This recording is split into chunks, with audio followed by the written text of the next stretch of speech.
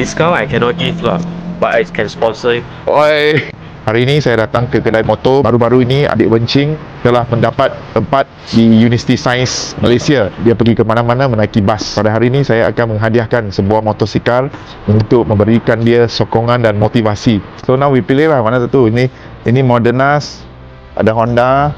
So memang since umur 5 tahun tinggal di rumah anak yatim.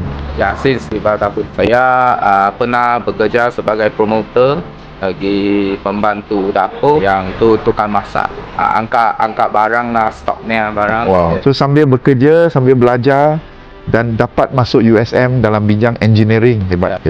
But make sure lah bila bawa motor kena hati-hati. Ya, jangan accident lagi. Dia dalam sukan cemerlang, wakil negeri judo. Dan kemudian dalam pelajaran baru dapat tawaran masuk USM study engineering.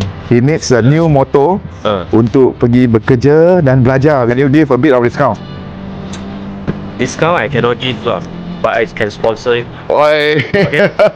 Thank you. Saya akan bagi ini dulu untuk perbelanjaan hidup harian lah. So you tak payah fikir tentang kerja banyak sangat. Bila PTPTN datang, you can use PTPTN and this is for you.